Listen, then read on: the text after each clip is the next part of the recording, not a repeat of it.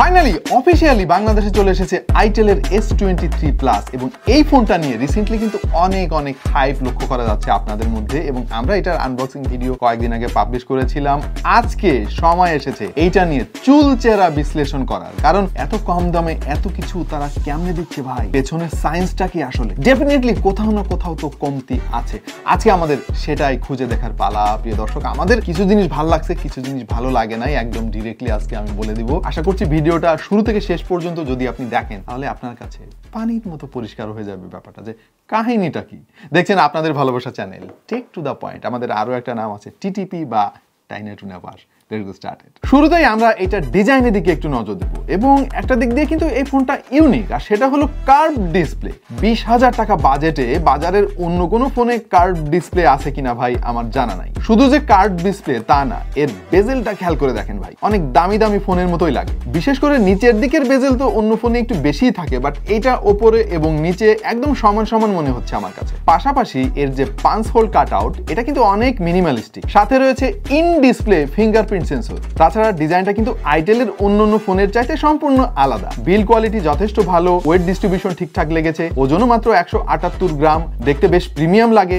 আর তাছাড়া এর থিকনেসও কিন্তু 8 মিলিমিটারেরও কম। সো সবকিছু মিলিয়ে এর ডিজাইনে আমি খুব বেশি কমপ্লেন করতে পারতেছি না। এখানে এসে কিন্তু এই ফোনটা প্লাস পয়েন্ট পাবে।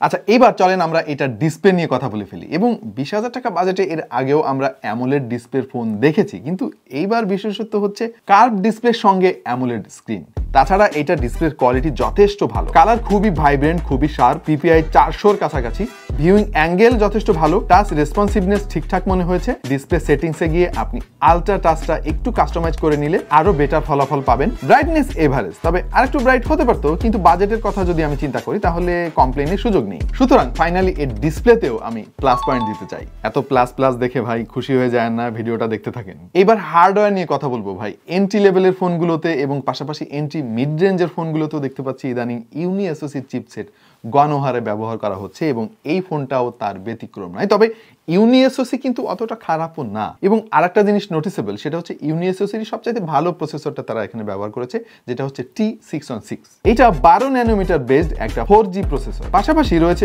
অক্টা-কোর চিপসেট, যার দুইটা পেয়ে যাবেন 2.0 GHz এর কর্টেক্স A75, 6টা 1.8 GHz এর কর্টেক্স A55। ওয়েল, 20,000 টাকা যেহেতু ফোনের দাম এবং চিপসেট খুবই গুরুত্বপূর্ণ একটা জিনিস, সেখানে এসে আমার কাছে ইউনি এসওসিটা একটু ডাউনসাইড বলেই মনে হয়েছে। সুতরাং এটার চিপসেটে এসে আসলে আমি মাইনাস পয়েন্ট দিতে চাই। তবে মেমোরিতে এসে এই ফোনটা আবার প্লাস পয়েন্ট পেয়ে যাবে, কারণ এতে রয়েছে 8GB র্যাম, সেটা আবার LPDDR4X, সেই সাথে রয়েছে 256GB ইন্টারনাল স্টোরেজ, যেটা আবার UFS 2.2। Out of the box আপনি অ্যান্ড্রয়েড 13 পেয়ে যাবেন, সেই সঙ্গে রয়েছে আইটেলের নিজস্ব UI। ওয়েল, এইটার সফটওয়্যার এক্সপিরিয়েন্স কিন্তু আইটেলের অন্যান্য ফোনের চাইতে অনেক বেটার। নিট অ্যান্ড ক্লিন একটা ফিল পাবেন, কোনো ব্লটওয়্যার নাই, অনেক লাইট ওয়েট, প্রচুর কাস্টমাইজেশনের সুযোগ পাবেন। র্যাম ম্যানেজমেন্ট ঠিকঠাক, মাল্টিটাস্কিং যথেষ্ট ভালো এবং অ্যাপ ওপেনিং টাইমও কিন্তু যথেষ্ট ভালো। সুতরাং এইটার সফটওয়্যার এক্সপিরিয়েন্সে আমি প্লাস পয়েন্ট দিতে চাই। এবার পারফরমেন্স নিয়ে একটু আলাপ করে ফেলি। পারফরমেন্স নিয়ে অনেক বেশি প্রত্যাশা করা ঠিক হবে না, তবে আপনার প্রয়োজন কিন্তু এই মেটাতে সক্ষম। বেসিক সব কাজ ঠিকঠাক মতো করতে পেরেছে এই ফোনটা, তবে ফেসবুক এবং ইউটিউব স্ক্রলিংটা আর একটু স্মুথ আমি আশা করেছিলাম। এটা যদিও গেমিং ফোন না, তারপরেও আপনাদের মধ্যে অনেকেই আছেন এটা দিয়ে গেমিং করবেন, আমরা জানি, আমরাও টুকটাক টেস্ট করেছি।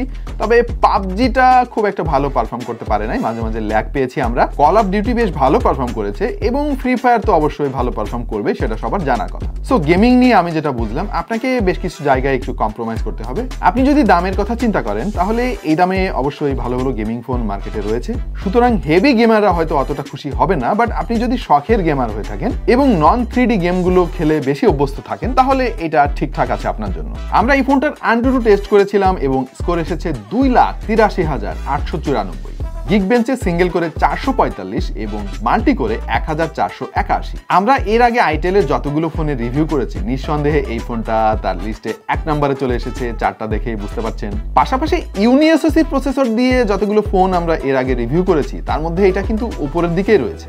এবং আপনি যদি দামের কথা চিন্তা করেন তাহলে খেয়াল করে দেখেন 28,000 টাকার Realme 8 Proর স্কোরও কিন্তু ছাড়িয়ে গিয়েছে। আরও আশ্চর্য হয়ে গিয়েছি Xiaomi Poco X3, যেখানে স্ন্যাপড্রাগনের 732G ব্যবহার করা হয়েছিল, তার চাইতে কিন্তু স্কোর এটার বেশি। অলরাইট, মাইনাস পয়েন্ট দেওয়া যেত এর পারফরমেন্সে, কিন্তু ফোনের দামটা আপনাকে মাথায় রাখতে হবে। সুতরাং এভারেজে আমার কাছে মনে হয়েছে এটা প্লাস পয়েন্ট পাওয়ার যোগ্য। ক্যামেরা সেকশনে চলে আসি। এটার ক্যামেরা সেটআপটা একেবারে স্ট্রেট ফরওয়ার্ড। পেছনে 50 মেগাপিক্সেলের মেইন সেন্সর, সামনে রয়েছে 32 মেগাপিক্সেলের একটা সেলফি শুটার। আর এটার ক্যামেরা কোয়ালিটি আমার কাছে এভারেজ মনে হয়েছে, মানে খুব বেশি খারাপ বলা যাচ্ছে না, আবার অতটা খুশি হওয়ার মতো তেমন কিছু পাইলাম না। দিনের আলোতে আপনি যদি ঠিকঠাক মতো অপারেট করতে পারেন তাহলে বেশ ভালো ছবি পাবেন। একটু স্টেডি হাতে আপনাকে ক্যামেরাটা ধরতে হবে। ডাইনামিক রেঞ্জ আমাদের কাছে এভারেজ মনে হলো, তবে এক্সপোজার কন্ট্রোলটা ঠিকঠাক মনে হয়েছে। ছবিতে প্রচুর ডিটেল পেয়ে যাবেন, যথেষ্ট কালারফুল ছবি পাবেন, অবশ্য এক্সট্রা স্যাচুরেটেড করে ফেলে না। এর ফলে ছবিগুলো দেখতে বেশ ন্যাচারাল লাগে। কিছু কিছু ছবি অবশ্য একটু ওভারব্লোন হয়ে যাচ্ছিল, মাঝে মাঝে একটু ওয়াশড আউট হয়ে যাচ্ছিল।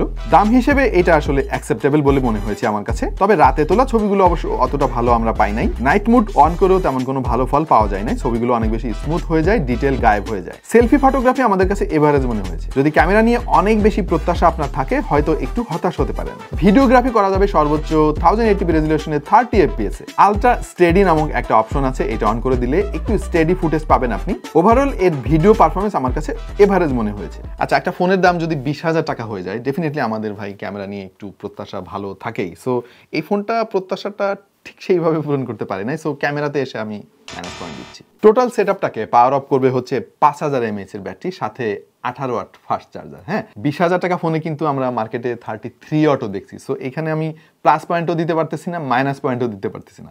আচ্ছা, চার্জিং ব্যাকআপ নিয়ে যদি আলাপ করতে হয়, তাহলে যদি হেভি ইউজ করেন আপনি, তাহলে দিন শেষে একবার চার্জ দিতে হতে পারে আপনাকে। বাট নর্মাল ইউজ করলে আপনি একদিন খুব ভালোভাবে পার করতে পারবেন। এটা লাউড স্পিকার টেস্ট করতে গিয়ে দেখলাম যে যথেষ্ট ক্লিয়ার এবং ফুল ভলিউমে ডিস্টর্ট করে না, তবে একটু লাউডনেস কম মনে হলো। বাট এটা মানে পরীক্ষায় খুব ভালোভাবে উত্তীর্ণ হয়েছে, সুতরাং এখানে প্লাস পয়েন্ট দিতে পারি। আরেকটা জায়গায় প্লাস পয়েন্ট পাবে, আর সেটা হচ্ছে ভাই এর ফিঙ্গারপ্রিন্ট সেন্সর। হ্যাঁ, যথেষ্ট ফাস্ট কাজ করে এবং অ্যাকুরেটও কাজ করে। যদিও এইটার প্লেসমেন্টটা আমার কাছে মনে হয়েছে আর একটু ওপরে দিলে ভালো হতো, কারণ যেহেতু বেশ বড় সড়ো একটা ফোন, হাত একটু নিচে এনে তারপরে আনলক করতে হয়। বাট ওভারঅল এটার এক্সপিরিয়েন্স ভালো বলবো আমি, সুতরাং এখানে প্লাস পয়েন্ট। অলরাইট, এতক্ষণ তো এই ফোনের অনেক অনেক প্রশংসা শুনলেন, এইটা আছে ওইটা আছে। সো এইবার আমরা যে জিনিসগুলো নিয়ে আলাপ করব সেটা হচ্ছে কি কি নাই, কোথায় কমতি রয়েছে এই ফোনের। কারণ 20,000 টাকা একটা ফোনের দাম হলে আমরা তো ডেফিনেটলি কিছু জিনিস প্রত্যাশা করি। কি কি নাই চলেন দেখে আসি। 33 ওয়াট ফাস্ট চার্জিং সাপোর্ট নাই, হায়ার রিফ্রেশ রেট নাই, আলট্রা ওয়াইড সেন্সর নাই ভাই, এতে 4K রেকর্ড নাই, 60 fps নাই, সেকেন্ডারি নয়েজ ক্যান্সেলিং মাইক্রোফোন নাই, হেডফোন জ্যাক নাই, মেমোরি কার্ড স্লট নাই, স্টেরিও স্পিকার নাই। তো এই জিনিসগুলো কম্প্রোমাইজ করে বেসিক্যালি তারা ফোনের ডিজাইনে ফোকাস করেছে।